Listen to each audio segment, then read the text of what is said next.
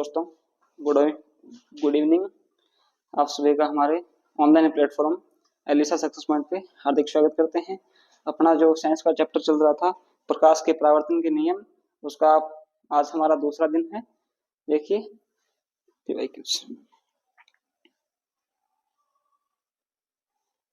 पहला क्वेश्चन है अपना कि चटका हुआ कांच चमकीला प्रतीत क्यों होता है। चटका हुआ कांच पर चमकीला प्रतीत क्यों होता है? तो यह आपके पूर्ण आंतरिक परावर्तन के कारण होता है। तो इसका आप देखिए,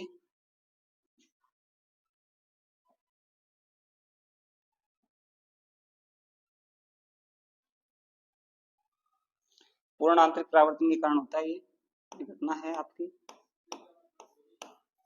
पूर्ण आंतरिक परावर्तन।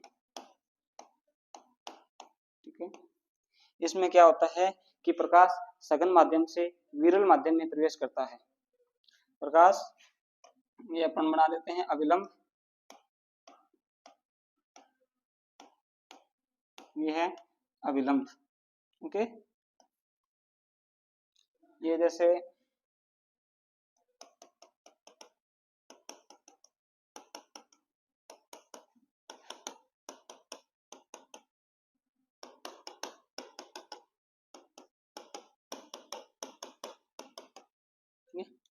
ये है अपना सघन माध्यम, सघन, ये है विरल माध्यम। ठीक है, इस घटना में क्या होता है कि प्रकाश अपना सघन माध्यम से विरल माध्यम में जाता है। जैसे कि ये एक प्रकाश की किरण है जो यहाँ से होती हुई यहाँ पे जाती है। तो जैसे ही ये प्रकाश इसके आती है, ये ऐसे झुकती है पहले तो, ठीक है, इसमें अभिलंब की तरफ झुकती है। फिर यदि यही प्रकाश की किरण इसके समानांतर होती है, जैसे जैसे अपन इसका क्रांतिक कोण बढ़ाएंगे तो यह इसके समानांतर हो जाएगी। यह प्रकाश की किरण, जैसे आपतित प्रकाश की किरण इसके समानांतरित हो जाती है तो उसको प्रकाश का क्रांतिक कोण कहा जाता है, क्रांतिक कोण कहा जाता है। ठीक है, और इस मान को अगर अपन और बढ़ा देंगे तो यही प्रकाश की किरण आपकी उसी माध्यम में वापस आ जाती है, यानी सघन माध्यम से सघन माध्यम में वापस आने की क्रिया को ही प्रकाश का पूर्ण आंतरिक परावर्तन कहा जाता है। इसमें आपका option number D right answer हो जाएगा।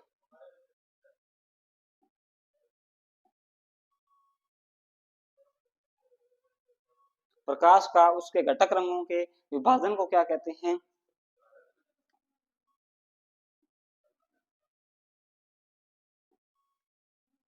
प्रकाश का उसके घटक रंगों के विभाजन को क्या कहते हैं? तो यह आपका विक्षेपण ही होता है। अपने पहले भी पढ़ा है वर्ण विक्षेपण, वर्ण विक्षेपण। वर्ण विक्षेपण की क्रिया वही है जैसे कि प्रिज्म है। ठीक है, ये प्रिज्म है, यह कोई प्रकाश की आपतित प्रकाश की किरण है। ये प्रिज्म से एक सीधी गई, ये कुछ ऐसे आ गई, ये 7 रंगों का होता है। ठीक है, यह ऊपर वाला सबसे लाल रंग, वही है बैंगनी रंग होता है तथा इस रंग का जो क्रम होता है उसको विबग्योर कहा जाता है। विबग्योर से आप इसको याद रख सकते हो। विबग्योर यानी ये आपका रेड, ये आपका ऑरेंज, ये येलो, ये ग्रीन, ये ब्लू एंड ये वायलिन। ठीक है, इस प्रकार से ये आपके कलर्स होते हैं जिसमें रेड रंग सबसे अधिक प्रभावशील होता है, इसलिए यह सबसे कम प्रकीर्णन करता है तथा यह विचलित नहीं होता है। तथा बैंगनी रंग का अपवर्तनांक, बैंगनी रंग का जो प्रकीर्णन होता है वो सबसे अधिक होता है। इसलिए इस घटना को है ना, इस घटना को वर्ण विक्षेपण की घटना कहा जाता है।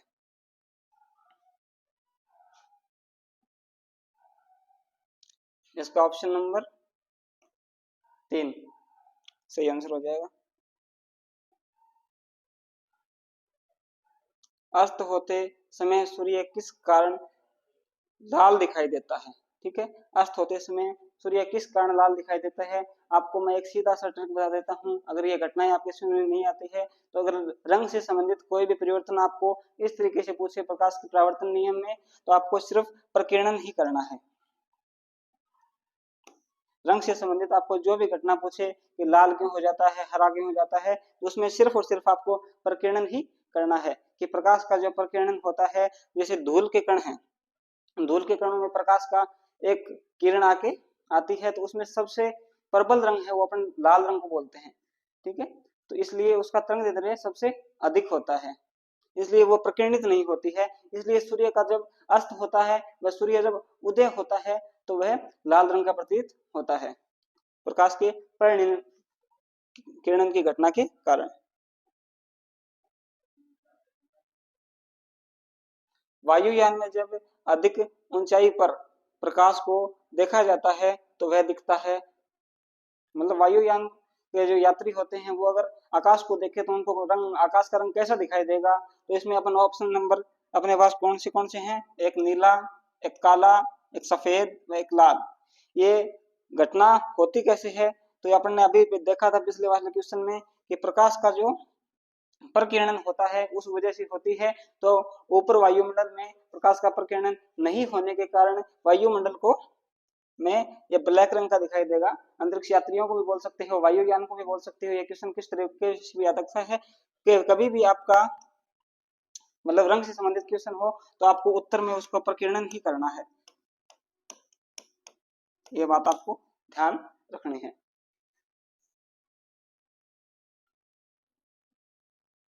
पानी से भरे किसी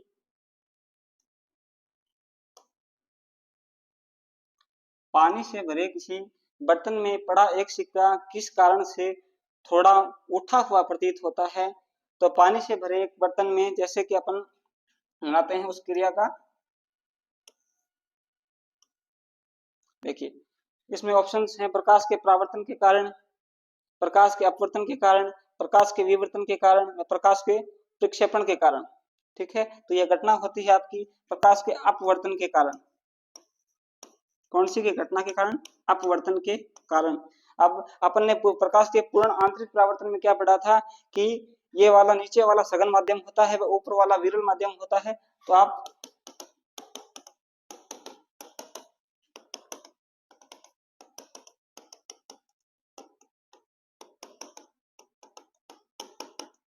ठीक है, ये कौन सा माध्यम आपका सघन,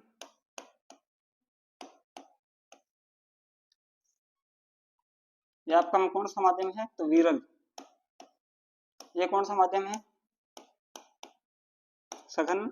आप इसको साथ में बोल सकते हो, ये जैसे हवा ले सकते हो आप, ये कांच ले सकते हो आप, ठीक है।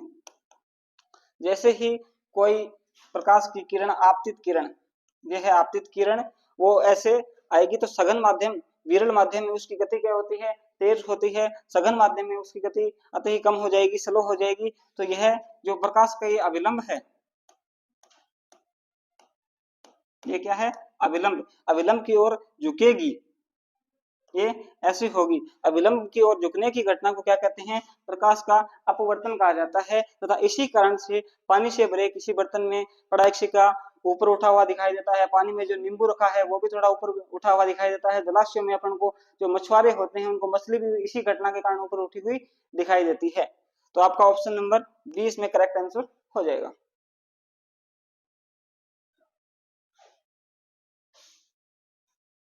प्रकाशीय तंतु संचार किस सिद्धांत पर आधारित है, तो अपन ने अभी पढ़ा है इसका, तो पूर्ण आंतरिक परावर्तन वाला, पूर्ण आंतरिक परावर्तन वाला आपने देखा ही था।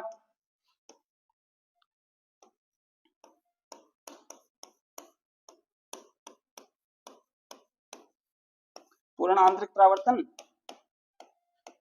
इसमें क्या होता था कि जैसे ये सघन माध्यम है, ये कौन सा विरल माध्यम, ये जैसे आप ऐसे कर लो इसको,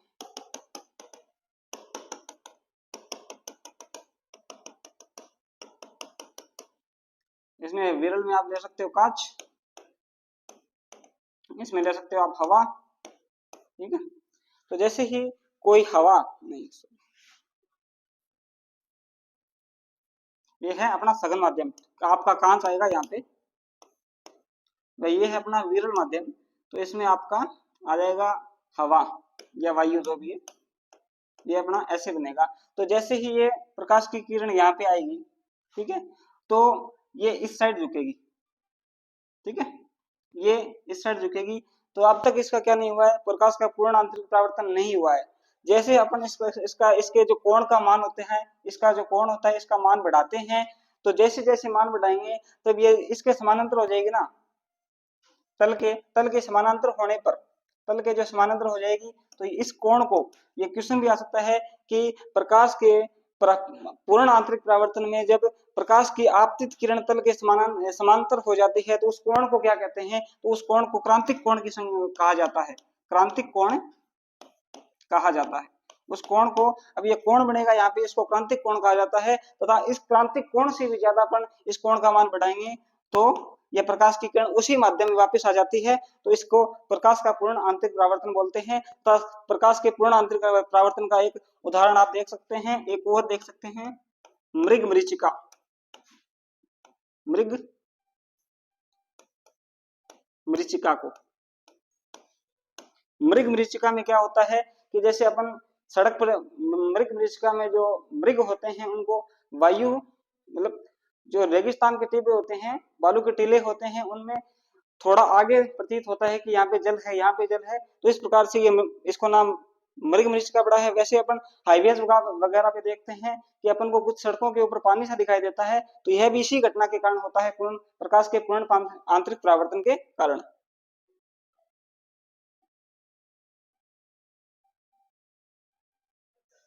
उगते एवं डूबते सूर्य समय सूर्य लाल प्रतीत होता है, कारण क्या है, तो यह अपन ने अभी तो पढ़ा था कि लाल रंग का प्रकीर्णन सबसे कम होता है, इसी कारण यह लाल रंग का दिखाई देता है सूर्य। उगते व डूबते समय दोनों समय बैंगनी रंग का प्रकीर्णन सबसे अधिक होता है, ये देखा था, तथा उसमें प्रिज्म में भी देखा था विचलन बैंगनी रंग का सर्वाधिक हो रहा था तथा लाल रंग का सबसे कम विचलन होता है। इसका ऑप्शन नंबर आपका 20 ही हो जाएगा, लाल रंग का प्रकीर्णन सबसे कम होता है।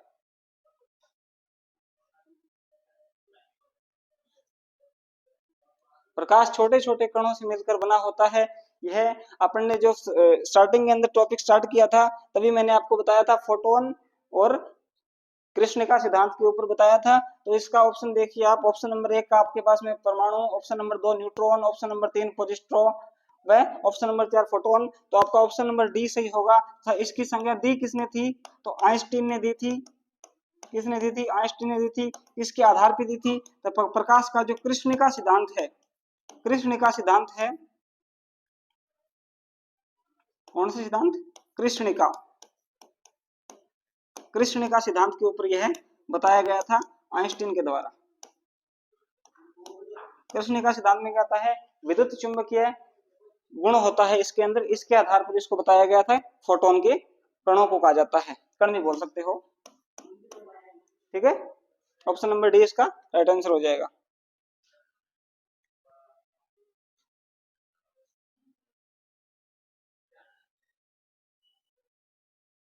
प्रकाश की एक किरण प्रवर्ती समतल स्तर पर स्थित के साथ 56 डिग्री के कोण को आपतित होती है, तो परावर्तन कोण बताइए। यह आपसे समतल दर्पण भी पूछ रहा है।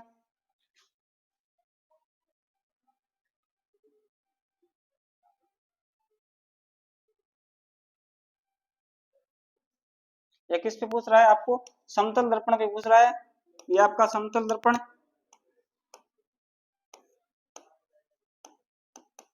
समतल दर्पण, ठीक है। यह समतल दर्पण पर कोई प्रकाश की आपतित किरण है, ठीक है, ये आपको पता ही है। सिल्वर सिल्वर ब्रोमाइड व एचजी पारे की परत चढ़ाई जाती है इसके ऊपर। ये आपतित किरण, ये आपकी परावर्तित किरण, परावर्तित व आपतित, ठीक है। ये जो आपका सेंटर में आएगा वो अविलंब, अविलंब। जो इसका कोण आई, ये यही पूछ रहा है कि कोण आई व कोण आर का मान इसने बताया है कि परावर्तन कोण का मान बताइए, यानी आपतित कोण का मान इसने दे रखा है 56। इस कोण का मान कितना दे रखा है 56 डिग्री। तो यह भी मैंने आपको स्टार्टिंग में ये टॉपिक स्टार्ट किया था तभी ये बताया था कि समतल दर्पण पर यदि आपतित किरण में परावर्तित कोण का मान पूछे तो आपका हमेशा 56 डिग्री ही रहेगा। हम अगर 60 है तो 60 हो जाएगा, अगर 80 है तो 80 हो जाएगा। जितना कोण आपतित किरण का होगा उतना ही कोण परावर्तित किरण का होगा। इसमें इसका हो जाएगा आपका 56 डिग्री इज राइट आंसर।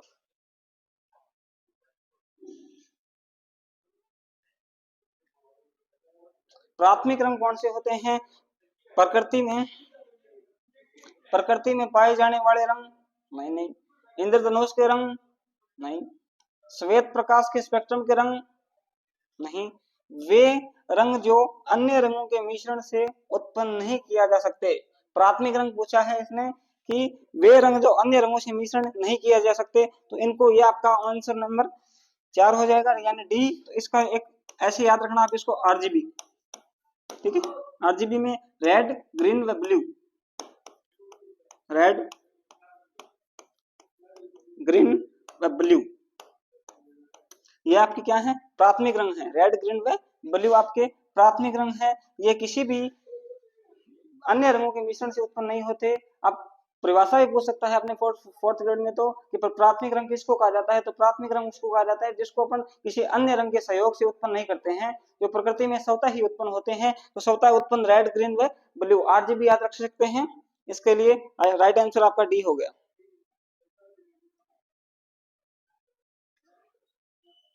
एक 15 सेंटीमीटर फोकस दूरी के अवतल लेंस के सम्मुख भी अनंत पर रखा है, तो आभासी प्रतिबिंब की लेंस से दूरी अवतल दर्पण है आपका। अवतल दर्पण इकट्ठा करता है, वहां पे क्या होगा? फोकस दूरी देखिए जी, ये है अवतल दर्पण। ठीक है,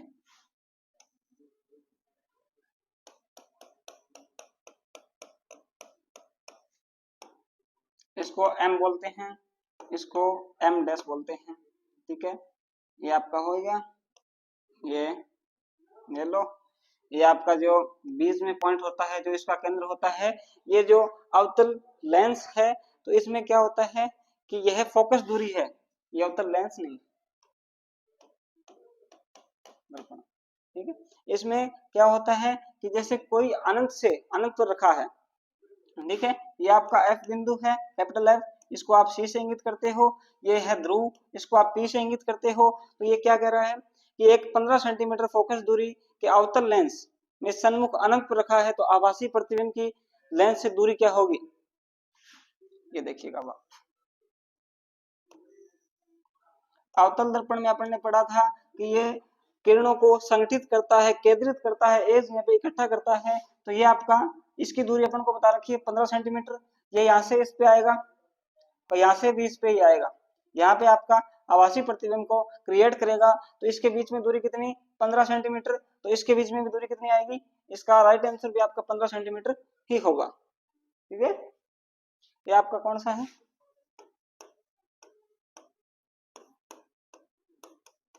अवतल दर्पण। ओके,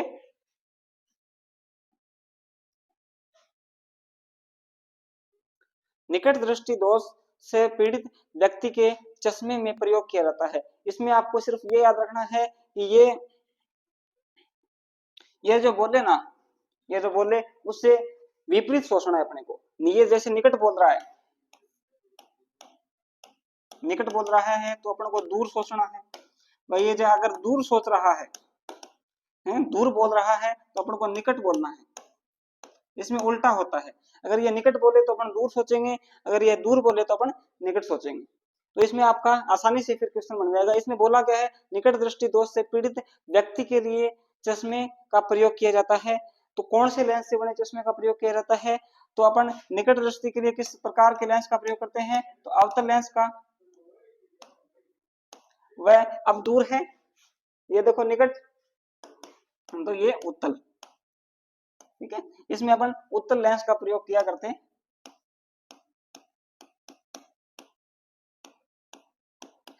बस थोड़ा सा आप इसका ध्यान रखेंगे, दूर से दूर अवतल का है, वह निकट से तो उत्तल का है। इसमें जूम ये अक्षरों को मोटा करके दिखाता है, बड़ा करके दिखाता है, तथा यह अक्षरों को बड़ा करके नहीं दिखाता है। ठीक है, ये आपका इसमें option number 3 is right answer हो जाएगा।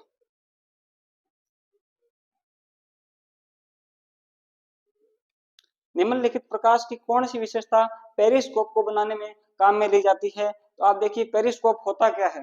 पहले तो अपन को ये पता होना चाहिए कि पेरिस्कोप है वो होता क्या है।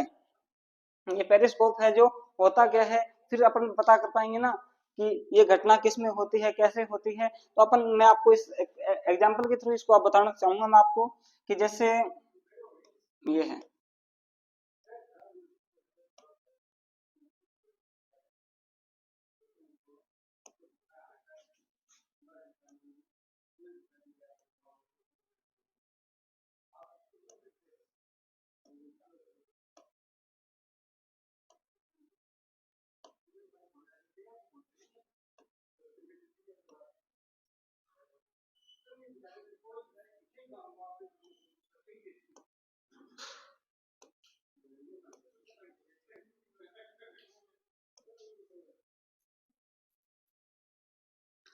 ठीक है। आप इसको पहचाने क्या है, ये है जैसे आर्मी वगैरह या बीएसएफ वगैरह सीआईएसएफ वगैरह जो भी बंकरों में रहते हैं, वो अपना गुप्त तरीके से इस तरीके से रहते हैं युद्ध के टाइम पे, वो खास तौर पर युद्ध के टाइम पे यानी अभी के टाइम पे इस तरीके से रहते हैं। तो वो किस तकनीक का प्रयोग करते हैं कि यहाँ से अगर कोई आतंकवादी या आक्रमणकारी घुसता है तो उनको पता चल जाए। तो वो क्या करते हैं, ये जो आपका दर्पण होता है ना, दर्पण को यहाँ पे लगाते हैं। ठीक है, दर्पण को यहाँ पे लगा दिया, यहाँ पे लगा दिया, यहाँ पे लगा दिया, यहाँ पे लगा लिया, ऐसे हो गया, ऐसे हो गया, ठीक है, ऐसे हो गया, वो यहाँ से इनको डायरेक्ट दिख जाएगा। ये देखो यहाँ से आपको इसमें डायरेक्ट दिख जाएगा। तो यह जो अब ये दर्पण लगाया गया है वो कौन सा है, तो अवतल दर्पण का प्रयोग किया जाता है। कौन से का, अवतल का, अवतल का दर्पण का। ठीक है, अवतल दर्पण का प्रयोग किया जाता है तथा इस घटना में अवतल दर्पण को कितने डिग्री के उस पर रखा जाता है, तो आप बस ये याद रखना कि इस घटना में आपको 45 डिग्री पर सेल्सियस में कोण पर रखा जाता है। ठीक है, 45 डिग्री पर इस घटना में अवतल दर्पण को रखा, समतल दर्पण को रखा जाता है।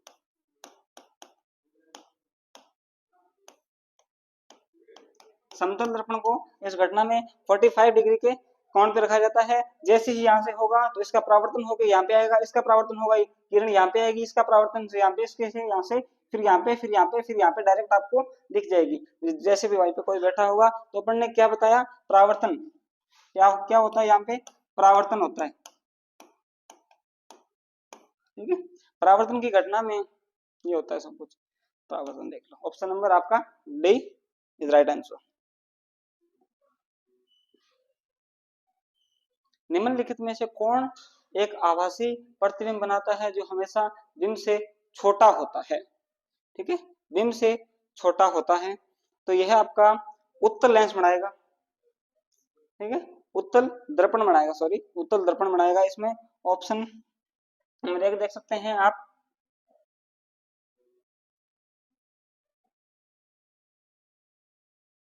इसमें ऑप्शन नंबर 1 देख सकते हैं आप कि समतल दर्पण नहीं, इनको प्रतिबिंब कैसा चाहिए, एक आभासी प्रतिबिंब बनता है जो हमेशा बिंब से छोटा बनता है। ठीक है, तो मैंने कल भी शायद आपको बताया था, आभासी बनेगा, छोटा बनेगा।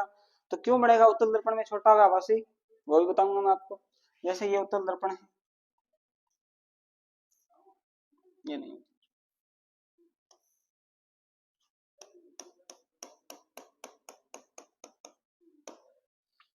ठीक है,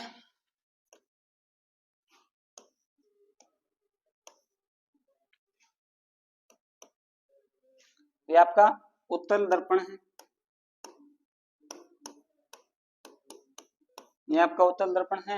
ये क्या है, सी बिंदु इसका, ये सी बिंदु हो गया, ये इसका पी हो गया, ये एफ हो गया।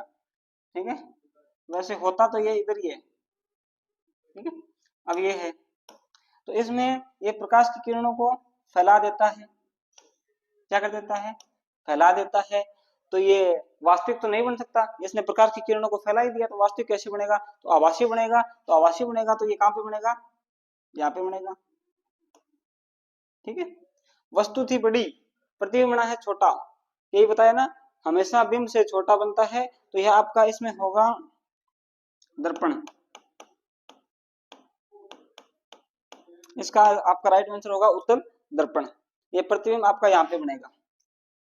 ओके, तो उत्तल दर्पण के आप अन्य प्रयोग भी देख सकते हो, जैसे वाहनों की पश्च दर्शय में भी आप उत्तल दर्पण का प्रयोग किया करते हैं। ठीक है, और स्ट्रीट लाइट्स होते हैं, स्ट्रीट लाइट्स में भी आप उत्तल दर्पण का प्रयोग किया जाता है प्रकाश को फैलाने के लिए।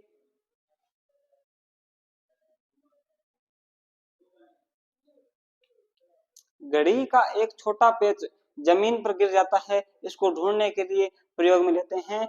तो आपका इसको, एक घड़ी का पेच जमीन पर गिर जाता है, इसको ढूंढने के लिए कौन सा लेंस प्रयोग में लिया जाता है? लेंस का सवाल है।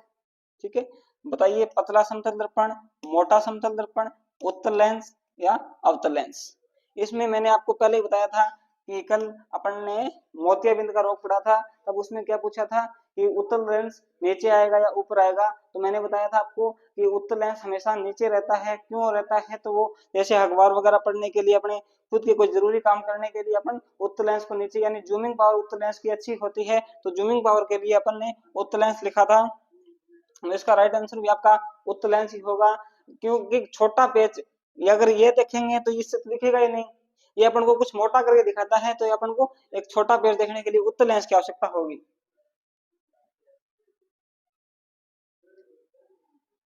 कोहरे में आर पार,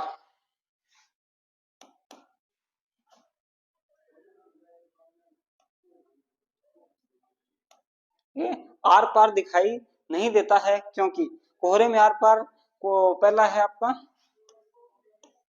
नहीं देता है। यह बात अपन बहुत सी बार परीक्षा में गलती कर जाते हैं कि अपन नहीं नहीं पढ़ते हैं, अपन ये साथ देखते हैं कोहरे में दिखाई नहीं देता है क्योंकि। ठीक है, तो कोहरा प्रकाश को अवशोषित कर लेता है, कोहरे का अपवर्तनांक अनंत होता है, प्रकाश के कोहरे की बूंदें परावर्तित होता है, प्रकाश कोहरे के बूंदे द्वारा बिखर जाता है। तो इसमें आपका option number D is right answer होगा कि प्रकाश की किरण जब कोहरे में वायु के जो कण होते हैं, जलवाष्प के जो कण होते हैं, उनसे बिखर जाता है। जैसे आपका इंद्रधनुष का जो होता है, उसी के हिसाब से वो बिखर जाता है, तो इसलिए आर पार दिखाई नहीं देता है।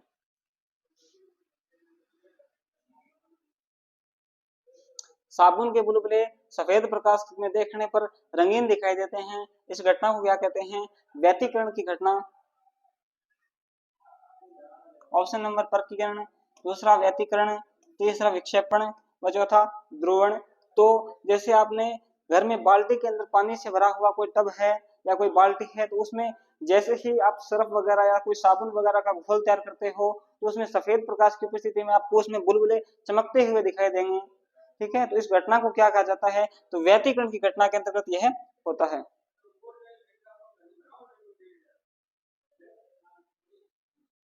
उत्तल दर्पण का प्रयोग किया जाता है, उत्तल दर्पण का प्रयोग वाहनों के पश्च दर्शय के लिए किया जाता है। इसमें आपका राइट आंसर ये हो जाएगा, उत्तल दर्पण का प्रयोग क्यों किया जाता है? तो वाहनों के पश्च दर्शय के लिए किया जाता है।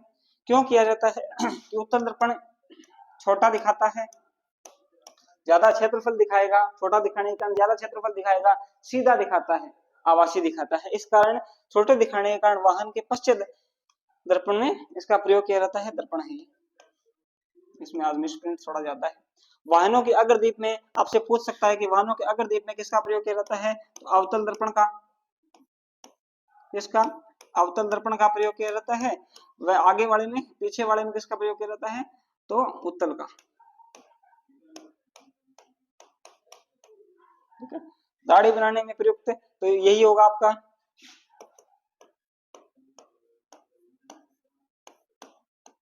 अवतल दर्पण। ठीक है, इसका राइट नंबर, उत्तर नंबर 1 इज राइट आंसर।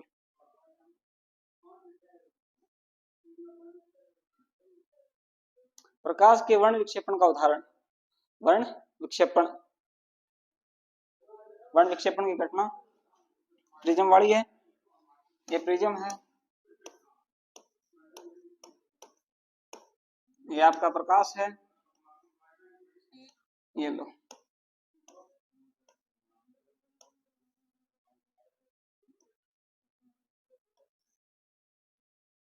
ठीक है। ये जो आपकी घटना है स्पेक्ट्रम कहलाती है। क्या कहलाती है? स्पेक्ट्रम कहलाती है। ठीक है, ये आपको पता ही है, लाल रंग ऊपर होता है और बैंगनी रंग नीचे होता है, मध्य में इसके होता हरा रंग है, मध्य में होता हरा रंग है, पर दिखाई कौन सा देता है आपको? तो पीला। यह भी पूछा गया है कि प्रिज्म के मध्य में कौन सा रंग होता है, वह कौन सा रंग दिखाई देता है क्रम से? तो क्रम से होता हरा है, वह दिखाई अपन को येलो रंग देता है, यानी पीला रंग दिखाई देता है। यह आपकी किस घटना के कारण हुआ? प्रिज्म के स्पेक्ट्रम के कारण। ठीक है।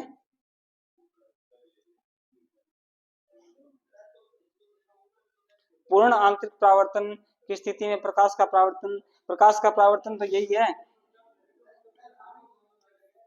ये अवतल दर्पण है, ये लो, इसमें पूर्ण परावर्तन हो गया आपका, इसमें पूर्ण परावर्तित हो जाता है प्रकाश का।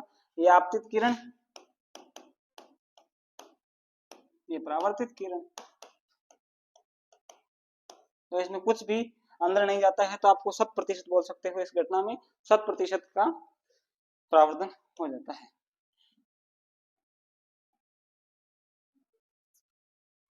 महासागर का रंग नीला दिखाई देने का कारण? अपवर्तित, परावर्तित, अवशोषित, प्रकीर्णित। मैंने अभी स्टार्टिंग में आपको वीडियो स्टार्ट किया था तब एक ही बात बोली थी, यहीं पे भी आपको रंग का क्वेश्चन मिले, इसका रंग ऐसा हो जाता है, इसका रंग ऐसा हो जाता है, तो इसमें आपका उत्तर क्या क्या होना चाहिए? परावर्तित के कारण नहीं होता, आपने अभी देखा है। अपवर्तित तो आपने वो देखा है कि कोई ऊंची उठी हुई नींबू पानी का जो तल है वो ऊंचा उठा हुआ दिखाई देना, मछली तालाब में ऊंची उठी हुई दिखाई देनी, तो ये सब होती है अपवर्तित में। तो अवशोषित में तो कुछ होगा ही नहीं। प्रकीर्णित, ये आपका इसका राइट आंसर होगा। जो भी रंगों से संबंधित घटना है आप इस पे लिख लो, लगभग 99% आपका उत्तर यही रहने वाला है। जो भी रंगों से संबंधित घटना है वो प्रकाश के प्रकीर्णन से ही होता है।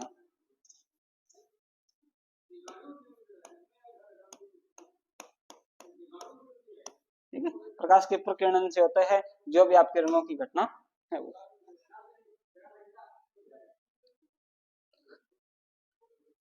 पानी से भरे तालाब में गहराई किस कारण कम दिखाई देती है? अभी मैंने कहा था परावर्तन, अपवर्तन, विवर्तन, व्यतिकरण। पानी से भरी हुई में गहराई मान लो, मछली मान लो, कुछ भी देख लो आप, तो ये अपवर्तन की घटना ही होगी।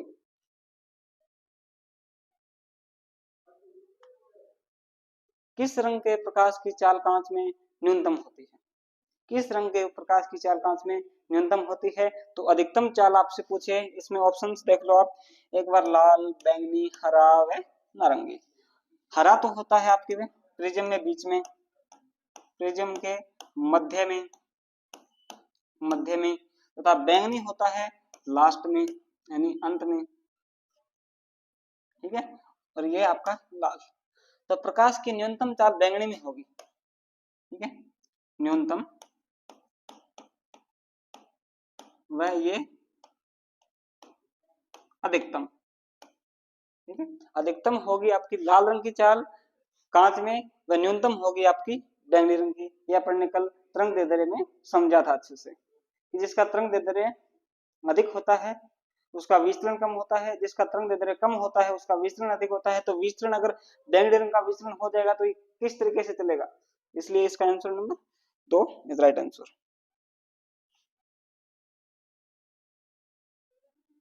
चटका हुआ कांच चमकीला दिखाई देता है, तो अभी तो आया था ये पूर्ण।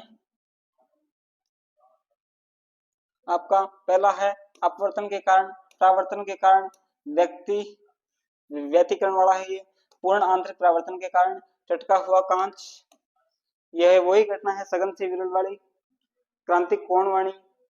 तो ये आपका ऑप्शन नंबर इसमें डी राइट आंसर हो जाएगा।